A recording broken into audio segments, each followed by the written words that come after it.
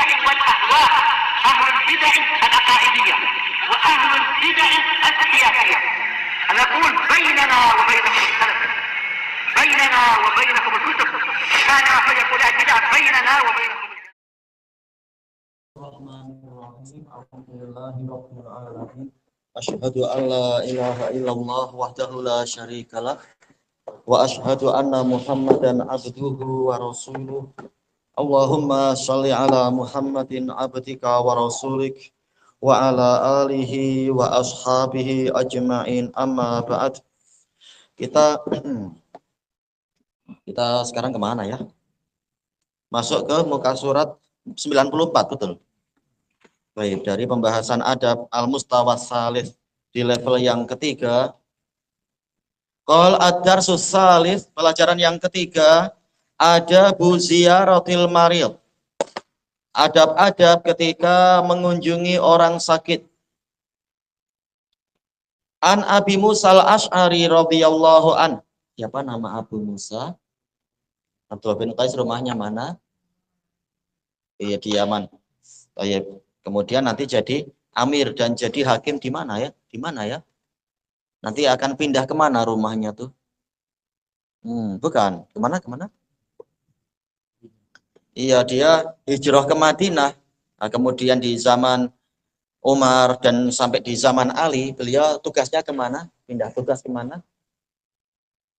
Jadi hakim di mana? Di mana? Bukan. Di mana? Dekat dari Baghdad. Mana? Langkawi. Gunung Kawi. Bukan. Mana? Oh, balik lagi ya. Kemana? Ke Kufah. Beliau jadi apa? Jadi amir di Kufah, amir dan hakim di Kufah. Baik. Di antara hadis yang beliau riwayatkan, anin Nabi sallallahu alaihi wasallam, at'imul ja'i', berikanlah makanan pada orang yang kelaparan. Wa'udul marid, jenguklah orang sakit. Nah, ini yang menjadi sisi pendalilan sekarang. Wa fukul ani, bebaskanlah orang yang menjadi hamba sahaya. Ini diriwayatkan oleh Imam Bukhari. Jadi ada 3 perintah yang Nabi sebutkan dalam hadis Abi Musa di sini. Yang pertama, memberikan makan kepada orang yang sedang kelaparan. Secara umum sedekah itu berpahala. Tapi kalau kita memberi makan pada orang yang sedang kelaparan, ini pahalanya lebih besar. Sebagaimana dijelaskan oleh Imam Ibnul Qayyim rahimahullahu ta'ala di dalam Zadul Ma'ad. Zadul Ma'ad ada, tapi yang kalimatnya lebih jelas, dohirnya adalah di dalam kitab apa itu, syarah terhadap zikir-zikir itu. Anda malah terlupakan jadi. Kitabnya apa? Al-Wabilus Shayyib. Beliau menyebutkan bahwasanya semakin besar manfaat suatu sedekah, pahalanya akan semakin besar juga. Kalau orangnya kenyang, kita kasih makanan, kita mendapatkan pahala. Tapi orangnya tidak seberapa memerlukan makanan itu sekarang. Tapi ketika orangnya kelaparan dan kita beri makanan, maka ini manfaatnya besar sekali. Boleh jadi menyebabkan dia selamat dari kematian, mati kelaparan. Maka pahalanya lebih besar. Semakin besar manfaat, semakin banyak pahalanya. Atau imul ja'i. Yang kedua, udul marid, jenguklah orang sakit. Ini dohirnya adalah wajib. Sebagian ulama mengatakan, tentunya wajibnya bukan wajib aini, tapi wajib kifai, fardu kifayah. Apabila sudah dilakukan oleh sebagian kaum muslimin dengan kadar yang mencukupi untuk membantu meringankan beban si sakit, maka yang lain tidak lagi wajib, tapi mustahab. Dan ini bagian dari hak seorang muslim, idza marida fa'udhu. Kata Nabi, hadis diriwayatkan oleh Imam Muslim dari Abi Hurairah itu, jika dia sakit maka jenguklah dia. Ini haknya muslim. Tayyib. Udul marid, jenguklah orang yang sakit. Tayyib. Yang ketiga, wa fukul ani, bebaskan orang yang menjadi hamba sahaya. Asal dari ani adalah orang yang memikul kesulitan. Seringkali maksudnya adalah dibebaskan dari perhambaan, dari penghambaan. Dia menjadi orang merdeka. Tafsir yang kedua, dibebaskan dari beban hutang. Jadi ini orang yang kesulitan dalam memikul hutang. Cara membebaskannya berarti gimana cara membebaskannya? Kalau orang sulit bayar hutang, bebaskannya dengan cara apa? Iya, kita bayarkan hutang dia. Atau kalau kita adalah si pemilik duit, atau kita, apa istilahnya ya, si pemilik piutang, kita katakan pada dia, sudah, hutangmu bebas karena Allah. Maka orang ini dia akan dibebaskan dari neraka. Orang yang mau membebaskan kesulitan dan hutang orang lain, dia akan dibebaskan dari neraka. Apakah wajib di dalam membayarkan hutang orang lain itu harus habis 100%, lunas 100%? Wajibkah? Tidak. Harus kita bantu dia 100% atau tidak? Tidak wajib, tapi bertakwa semampunya. Kita hanya mampu membayarkan setengahnya, atau seperempatnya, atau sepersepuluhnya, maka sudah memenuhi apa yang diperintahkan oleh Nabi di sini. Berusaha membebaskan. Tidak harus membebaskan 100%, tapi semampunya. Hadis ini menunjukkan bahwasanya kaum muslimin yang satu adalah bagaikan anggota badan bagi kaum muslimin yang lain, yaitu saling membantu, saling menolong, saling meringankan beban. Dan hadis ini juga menunjukkan yaitu bantahan terhadap orang-orang yang suka egois, suka anania, hanya memikirkan diri sendiri, tidak ambil berat dengan kesulitan saudara-saudara yang lain. Dan hadis ini juga menunjukkan anjuran untuk memperhatikan keadaan sesama saudara, yaitu bahwa at-tafaqud, suka memeriksa keadaan saudara, kira-kira dia perlu apa, ya. Iya, jenguklah, dan jenguklah orang yang sakit. Barangkali dia kelaparan, kita bagi makanan, atau dia kehausan, kita bagi minuman, atau dia sedang sakit, kita jenguk untuk meringankan beban dia. Barangkali kita memiliki resepi untuk tahu, oh ini penyakit ini harus dilawan dengan begini-begini, Anda harus pantangan begini-begini, dan seterusnya. Dan ternyata mungkin dia sedang dililit hutang, atau dia sedang diperhamba oleh orang lain. Kita berusaha untuk membantu membebaskan dia. Ini adalah bagian dari persaudaraan dan sikap saling menolong, saling membantu, dan seterusnya. Makanya Nabi SAW mengatakan, al-muslim akhul muslim la yakhduluh. Muslim adalah saudara bagi muslim yang lain. Jangan dia tidak boleh menelantarkannya. Wala yuslimuh, tidak boleh membiarkan dia diserahkan kepada orang kafir. Wala yahqiruh, jangan menghinakan dia, dan seterusnya. Mestinya memasukkan kegembiraan, memasukkan bantuan, dukungan, pertolongan, perlindungan, dan satu sama lain. Masuk dalam keumuman firman Allah Ta'ala, wal mu'minuna wal mu'minatu ba'duhum awliya'u ba'd. Kaum mukminin yang lelaki dan kaum mukminin yang perempuan sebagiannya adalah penolong bagi sebagian yang lain. Sekarang ya. Kenapa? Rawahul Bukhari, ya. Fuku, bebaskan, ya. Seperti dalam Quran, fakku raqabah, membebaskan penghambaan. Qal nastafidu minal hadis, kita ambil faedah dari hadis ini, annal muslim yarhamu akhahul muslim, bahwasanya muslim adalah merahmati saudaranya, yaitu muslim yang lain. Kita tahu rahmat itu apa? Ismun jami'un likulli khair, kata Syekhul Islam Ibnu Taimiyah. Rahmat adalah nama yang mencakupi seluruh kebaikan. Berarti kalau kita merahmati saudara yang lain, kita berusaha berbuat baik kepadanya. Lihat dia perlu apa. Kalau dia ngantuk, ya kita sorong bantal, betul enggak? Betul, namanya mengantuk. Atau kalau dia, tergantung dia perlu apa. Dia perlu makan, ya kita bagi makan. Dia perlu minum, ya kita bagi minum. Dia mungkin sedang kehujanan, kita alhamdulillah punya 2 payung, kita bagi payung, atau kita pinjamkan kepadanya payung, misalkan. Atau sendalnya rusak, kita punya sendal lebih dari 1, tanpa menyusahkan diri sendiri, kita bantu dia. Tiap orang kan sendalnya 2, maksudnya sepasang-sepasang, maksudnya punya lebih dari 1 pasang, kita bantu dia. Dan seterusnya, lihat dia kira-kira dia perlu apa. Bagus saudara-saudara kaum muslimin yang memiliki kendaraan 4x4 itu ketika sedang hujan dan banjir, banyak yang langsung pergi ke tempat-tempat yang ada bencana alam itu. Kendaraannya dipakai untuk menarik kendaraan-kendaraan yang rusak di tengah jalan, atau membantu mengangkat barang-barang dan sebagainya, menyelamatkan orang, menyelamatkan kucing dan seterusnya. Kita tahu walaupun kucing oranye itu jahat mungkin atau kejam, tapi kalau kena banjir ada hilang kejahatannya tuh. Bantu, kasihan dia. Atau hewan-hewan yang lain, ada ayam yang susah berenang, kita bantu. Semuanya ada manfaatnya. Apalagi sesama muslimin. Cicak, kita disuruh membunuh cicak. Yang kedua, wa annal muslim yazurul marid. Seorang muslim itu diperintahkan untuk mengunjungi saudaranya yang sakit.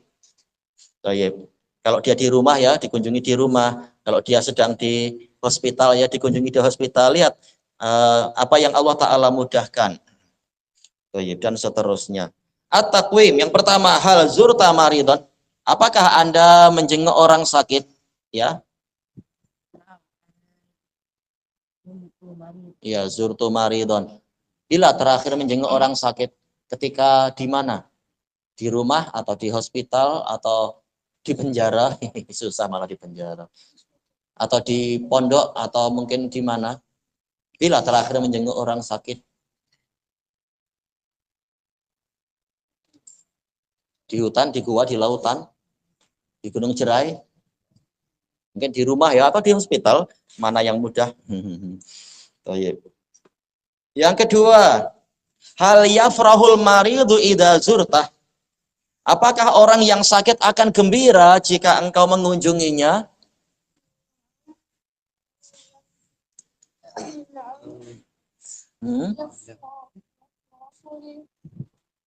Yafrahul maridu idza zurtuh, saya. Apa artinya? Iya.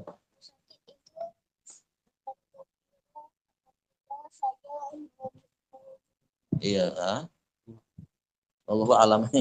Biasanya apa? Biasanya akan gembira. Makanya Allah dan makanya Rasulullah Shallallahu Alaihi Wasallam, ini syariat dari Allah, sangat menggalakkan untuk menjenguk orang sakit. Karena orang yang sakit, kalau kita tahu al-marad adalah baridul maut, kata para ulama.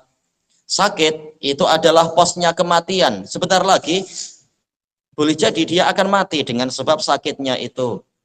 Makanya ketika dia dijenguk, dia akan gembira, dia tidak merasa bersendirian, banyak orang yang siap membantu, yang meringankan beban dia dan seterusnya. Kecuali kalau yang menjenguk dia debt kolektor, itu muskilah. Fulan, sebelum kamu mati, kamu masih hutang 100.000 nih, cepat mati dia nanti. Tapi secara umum, kalau yang menjenguk adalah teman-teman yang baik, dia akan gembira. Apalagi kalau yang menjenguk sultan, mungkin cepat sembuh dia tuh. Disebutkan oleh Al-Hafidz Ibnul Jauzi rahimahullahu taala di dalam kitab Mukhtasar, bukan, di dalam kitab Minhajil Qasidin.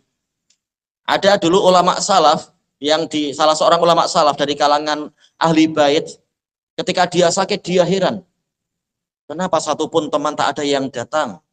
Jelas orang yang sakit dia gembira jika ada orang yang bersimpati kepadanya, ikut menjenguk, ikut menghibur. Tapi dia heran, teman saya banyak. Kenapa satupun tak ada yang datang? Lalu dia tanya kepada keluarganya, tolong dicari tahu kenapa tak ada yang datang. Nah, kemudian maka setelah itu keluarganya cari-cari berita, apa yang terjadi. Ternyata katanya teman-temannya malu untuk datang karena mereka semua hutang pada beliau. Sementara beliau baik, suka memberi hutang, memberi hutangan. Nah, mereka malu kalau datang tapi belum bayar hutang. Maka beliau mengatakan, kasih tahu semuanya, orang yang berhutang kepada saya, hutangnya habis semua. Wah, langsung semuanya gembira, semuanya datang, berduyun-duyun masuk ke rumahnya sampai apa? Sampai tangga rumahnya patah. Karena terlalu banyak orang yang datang. Ini tambahan informasi aja, tambahan cerita. Disebutkan dalam Minhajul Qasidin. Menunjukkan orang suka menjenguk orang sakit dan sebagai untuk mencari pahala. Demikian pula yang sakit suka untuk dijenguk. Karena menunjukkan dia itu ada yang menghibur, ada yang menyertainya, menemaninya, dan seterusnya. Ilahuna wallahu a'lam. Oh, beliau tidak mendatangkan hadis lain ya tentang keutamaan menjenguk orang sakit. Iya, ini tak ada kan? Tak ada. Ada dalil bagus itu. Kalau yang di hadapan kita sekarang berbicara tentang perintah untuk menjenguk orang sakit. Tapi keutamaannya apa? Diriwayatkan oleh Imam Muslim dari Sauban radhiyallahu anhu bahwasanya Rasulullah Shallallahu alaihi wasallam mengatakan innal muslima idza ada akhahul muslim. Sesungguhnya seorang muslim jika dia menjenguk saudaranya sesama muslimin, kana fi khurfatil jannah, maka dia akan terus-menerus di dalam buah surga yang sudah masak hatta yarji, sehingga dia pulang. Qalu ya Rasulullah wa ma khurfatul jannah? Para sahabat bertanya, wahai Rasulullah, apa khurfatul jannah? Qala janaha, yaitu buah surga yang sudah dipetik. Ini diriwayatkan oleh Imam Muslim. Dalil bagus sekali di dalam Sahih Muslim, hadis Sauban. Sesungguhnya seorang muslim jika menjenguk muslim yang lain, saudaranya yaitu muslim yang lain, dia akan terus-menerus di dalam buah-buahan surga yang sudah masak. Para sahabat tanya, apa itu janaha, kebun buah yang sudah masak? Nabi mengatakan, khurfatul jannah itu apa? Buah surga yang sudah masak itu apa? Nabi mengatakan janaha, yaitu yang sudah dipetik. Ini menunjukkan orang yang menjenguk orang sakit, dia dijamin akan masuk surga. Ini satu dalil, tentunya ada syaratnya, ada ikhlas, ada ikut cara Nabi, dan seterusnya. Ilahuna wallahu a'lam.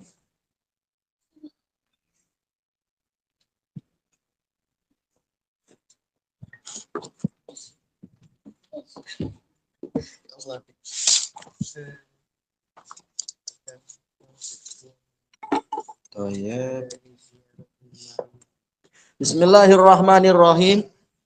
Kita masih di akhir-akhir muka surat 33 dari Syarah Al-Qawaidil Arba'. Qala Fadilatul Syekh Shalih Al-Fauzan. Oh, dohirnya apa? Kita baca matanya dulu ya. Qala Al-Imamun Najdi rahimahullah. Al-Qaidatur Rabi'ah, kaidah yang keempat. Anna musyriki zamanina, bahwasanya kaum musyrikin di zaman kita, mana nunnya hilang musyriki, asalnya kan musyrikina, nunnya mana itu? Ya nunnya hilang karena diidhofahkan.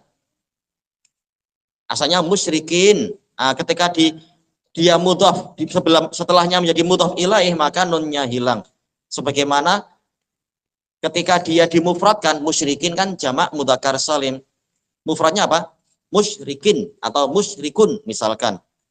Atau musyrikan ada tanwin. Tetapi kalau dia diidhofahkan, tanwinnya hilang. Musyrika zamanina, tanwinnya hilang. Kalau dijamakkan, nunnya hilang. Anna musyriki zamanina, bahwasanya kaum musyrikin di zaman kita, kenapa? Aghladu syirkan, lebih keras, asal dari aghlad itu lebih tebal ya. Lebih tebal, lebih keras kesyirikannya minal awalin, daripada generasi terdahulu, daripada kaum musyrikin di zaman jahiliyah. Ini bukannya Imam An-Najdi bermudah-mudah mengkafirkan orang lain, bermudah-mudah mengkafirkan orang yang bersyahadat. Yang salah bukan beliau, yang salah orang yang setelah syahadat masih suka berbuat syirik, bahkan syiriknya lebih buruk. Ini salah dia. Yang salah bukan orang yang memvonis, tapi yang salah adalah pelakunya. Kenapa dia berbuat itu? Li'annal awalin, alasannya kenapa? Karena generasi terdahulu, orang-orang jahiliyah, yusyrikuna firraha, mereka berbuat syirik di masa yang lapang. Yusyrikuna firraha, berbuat syirik di masa yang lapang. Ketika dalam situasi senang, situasi gembira, situasi banyak rezeki, banyak duit, situasi sedang bersukaria, mereka menyembah berhala, berbuat syirik kepada Allah Ta'ala. Wa yukhlisuna fisyiddah, mereka mengikhlaskan ibadah kepada Allah dalam situasi susah. Nah, kalau dalam situasi susah baru mereka akan mintanya pada Allah. Tahu berhala-berhala itu tak mampu apa-apa. Apakah dalilnya disebutkan di sini? Ya, Iwan, nanti disebutkan di sini. Jadi kita tinggal ikuti saja. Berarti kaum musyrikin zaman jahiliyah bagaimana keadaannya? Kalau situasi susah bagaimana? Iya, mintanya hanya pada Allah. Kalau dalam situasi senang? Iya, justru malah apa? Berbuat syirik, beribadah pada berhala-berhala. Kemudian wa musyriku zamanina, bagusnya tanpa alif. Alif ini diletakkan pada apa? Pada al-af'alul khamsah mestinya, tanpa alif mestinya. Wa musyriku zamanina, seperti di musyriki ya, tak perlu ada alif. Kaum musyrikin zaman kita, zamannya Imam An-Najdi, berarti tahun berapa ya? Anggap aja 1100-an Hijriah. Syirkuhum daim, kesyirikan mereka berlaku terus-menerus. Birrakhai wasyiddah, di masa lapang dan di masa susah. Berarti orang musyrik zaman sekarang, di masa lapang mereka bagaimana? Kalau di masa susah, iya buat syirik juga. Berarti apa? Syiriknya 2 kali lipat di 2 masa. Sementara musyrik zaman dahulu hanya di masa apa? Lapang semata. Jadi parah sangat ini. Baik. Di masa susah berbuat syirik. Syekh Abdul Qadir Jailani lah atau siapa. Ketika Allah menyelamatkan mereka, malah semakin berarti Syekh Abdul Qadir memang sakti. Lalu bila minta pada Allah tanpa menyekutukannya, ini kesyirikan orang zaman sekarang. Kita baca syarahnya Al-Qaidatur Rabi'ah, kata Fadilatul Syekh Shalih Al-Fauzan, kaidah yang keempat, wahiyal akhirah, ini kaidah terakhir yang disebutkan dalam kitab ini. Anna musyriki zamanina a'zamu syirkan, bahwasanya kaum musyrikin di zaman kita kesyirikannya lebih besar. Minal awalin, daripada generasi terdahulu, generasi jahiliyah. Apa arti a'zam? Apa arti a'zam? Nah, tak siapkan, sibuk yang lain. Apa arti a'zam? Bukunya mana bukunya? Oh ya, diserang kucing. Dicari, diselamatkan. Ini ilmunya banyak di buku ini. Apa arti a'zam? Apa arti a'zam? Terbang. Apa arti a'zam? Iya, lebih besar. Orang kaum musyrikin di zaman kita lebih besar kesyirikannya daripada generasi yang terdahulu. Alladzi bu'isa ilaihim Rasulullah sallallahu alaihi wasallam. Yang mana Rasulullah sallallahu alaihi wasallam diutuskan kepada mereka. Wasababu fi dzalika wadih, dan sebab di dalam masalah ini jelas. Yaitu apa? Annallaha jalla wa ala, bahwasanya Allah yang maha agung lagi maha tinggi, akhbar, telah mengkhabarkan annal musyrikin al awwalin, bahwasanya kaum musyrikin terdahulu, yukhlisuna lillah, mereka mengikhlaskan ibadah untuk Allah, idastadda bihimul amr, jika urusan mereka itu sedang susah, sedang parah, sedang sulit. Fala yad'una ghairallahi azza wajal, maka mereka tidak berdoa kecuali kepada Allah azza wajal.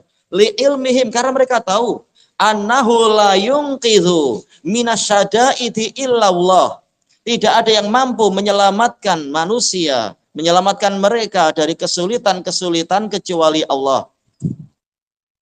Kama qala, sebagaimana firman Allah Ta'ala, wa idza massakumud durru fil bahri dhalla man tad'una illa iyyah, dan apabila kalian disentuh oleh bahaya, mara bahaya, malapetaka, bala bencana di lautan, hilanglah, dhalla yaitu hilang, lenyap, siapapun yang kalian seru kecuali Dia, kecuali Allah. Ketika di masa susah, mereka tidak lagi berdoa pada berhala-berhala, tapi hanya berdoa kepada Allah. Falamma najjakum ilal bar, tatkala Dia, yaitu Allah, menyelamatkan kalian ke daratan, a'radtum, kalian berpaling dari Allah, berpaling dari syukur, berpaling dari tauhid. Wa kanal insanu kafura, dan manusia itu memang sangat kafir. Kafur ini sigat mubalaghah dari kafir. Thayyib. Ini keadaan ahli jahiliyah. Mereka syiriknya di satu masa atau dua masa, yaitu di masa apa syiriknya? Di masa bahagia. Kalau di masa susah, ya beribadah pada Allah. Itu pun Allah mengatakan manusia sangat kufur. Bagaimana kalau berbuat syiriknya di dua masa? Lebih kufur lagi kalau begitu. Wa fil ayatil ukhra, dan di dalam ayat yang lain, wa idza ghasyiyahum maujun kadzulal, dan apabila mereka diliputi oleh gelombang bagaikan awan, ya gelombang lautan yang besar, yang tinggi bagaikan gunung-gunung, bagaikan bukit, atau bahkan sampai di atas mereka bagaikan awan. Saking dahsyatnya gelombang itu. Da'awullaha mukhlishina lahuddin. Mereka berdoa kepada Allah dalam keadaan mereka mengikhlaskan agama untuknya. Tak lagi berdoa kepada Lata atau Manah atau Hubal atau Uzza, ataupun kepada apa itu Wat, Suwa, Yaghus, Ya'uq dan Nasr atau yang lain-lain. Yakni mukhlishina lahud du'a, yaitu mereka mengikhlaskan doa untuk Allah. Falamma najahum ilal barri faminhum muqtasid. Tatkala Allah telah menyelamatkan mereka ke daratan, maka ada dari mereka yang bersikap kurang, muqtasid, yaitu bersikap kurang. Tidak mau berbuat, tidak mau bersyukur pada Allah. Setelah diberi nikmat, malah tidak mau bersyukur pada Allah. Allah Ta'ala mengatakan, fadhkuruni adhkurkum washkuruli wala takfurun. Maka ingatlah aku, niscaya aku mengingat kalian, dan bersyukurlah kepadaku, dan jangan kalian kufur.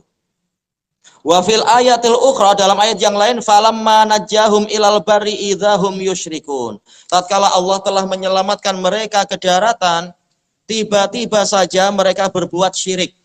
Setelah sampai ke daratan, tahu-tahu malah u'lu hubal mungkin, atau lana uzza wala uzzalakum, barangkali kalau orang-orang dahulu itu.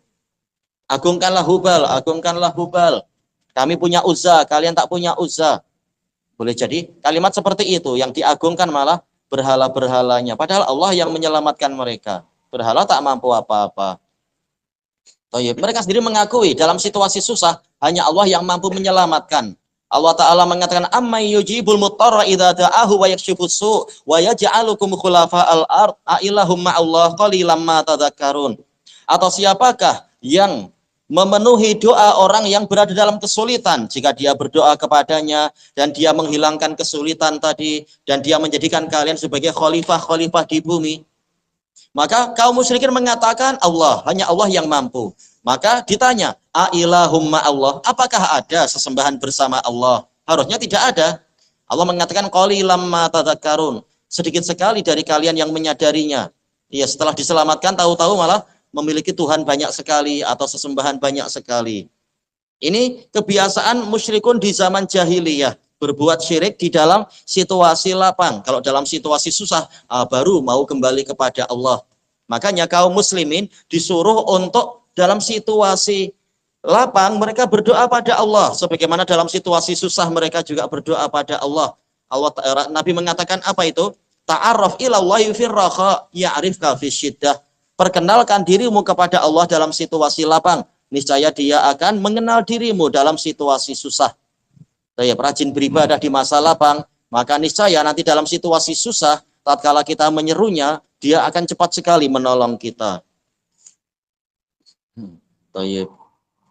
Hadis siapa tadi itu ya? Ta'arraf ilallah firraha. Hadis siapa? Iya, Ibnu Abbas indah, ada Tirmidzi, ada Al-Hakim dan yang lain-lain itu. Cuma yang ta'arraf ini yang selain Tirmidzi, yaitu Al-Hakim dan lain-lain. Kata beliau, fal awwalun yusyrikuna firraha. Orang-orang terdahulu, orang jahiliyah itu, mereka berbuat syirik dalam situasi lapang. Yad'unal asnama wal ahjar. Mereka berdoa kepada patung-patung, kepada bebatuan, wal asjar dan pepohonan. Amma idza waqa'u fi syiddah, adapun jika mereka terjatuh dalam kesulitan, wa asyrafu alal halak, mereka asyrafa ala itu sudah melihat atau mendekati, asyrafa ala melihat atau mendekati kebinasaan, fa innahum la yad'una sonaman, maka sesungguhnya mereka tidak berdoa kepada patung, wala syajaron ataupun kepada pepohonan, wala hajaron ataupun bebatuan, wala ayyam makhluk ataupun kepada makhluk manapun. Wa innama yad'una allaha wahdah, mereka hanyalah berdoa kepada Allah semata subhanahu wa ta'ala. Fa idza kana la yukhlisu minasyada'idi illallahu jalla wa ala, maka jika tidak ada yang mampu membebaskan seseorang, membebaskan para hamba dari kesulitan-kesulitan kecuali Allah Jalla wa Ala, fa kaifa yud'a ghairuhu firraha. Maka bagaimana yang selain Allah justru diseru di masa yang lapang. Ya, ini akidah orang-orang musyrikun itu sangat aneh. Musyrikun jahiliyah, musyrikun sekarang lebih aneh lagi tentunya. Musyrikun jahiliyah akidahnya itu sangat aneh. Tak ada yang mampu melindungi mereka kecuali Allah, tapi tahu-tahu kenapa malah berbuat syirik pada Allah, malah bersyukurnya pada makhluk, pada patung-patung atau pada orang mati dan sebagainya. Ini akidah yang sangat tidak masuk akal dan akidah yang sangat bodoh. Baik. Makanya ketika Nabi Musa dimintai oleh orang-orang mana itu? Yang telah kita lewati, siapa yang minta pada Nabi Musa dibuatkan sesembahan? Iya, Bani Israel. Apa kata Nabi Musa? Ketika Bani Israel mengatakan ij'alana ilahan kama lahum alihah, Nabi Musa mengatakan apa? Ya. Iya, innakum qaumung tajhalun. Kalian adalah kaum yang bodoh. Iya, bagaimana? Tadinya Allah menyelamatkan kalian dari kesulitan, diperhamba oleh Fir'aun. Kemudian ketika kalian dikepung oleh Fir'aun, Allah pula yang membukakan jalan di lautan dan kemudian menenggelamkan Fir'aun. Bagaimana tahu-tahu malah kalian berbuat syirik kepada Allah. Ini kalian betul-betul sangat jahil. Sangat jahil tentang haknya Allah dan jahil tentang siapa yang layak disembah dan disyukuri. Baik. Jadi orang jahiliyah memang sesuai namanya ya, jahil. Baik. Sangat bodoh di dalam mengetahui agama dan mengetahui siapa yang layak disembah dan disyukuri dalam segala keadaan. Baik. Itu orang dulu. Bagaimana orang setelah itu orang zaman sekarang malah lebih parah lagi. Tak kenal Allah di masa lapang dan tak kenal Allah di masa susah. Pembahasannya berarti besok insyaallah, wallahu a'lam. Subhanakallahumma wa bihamdika la ilaha illa anta astaghfiruka wa atubu ilaik. Walhamdulillahirabbil alamin. Jazakumullahu khairan.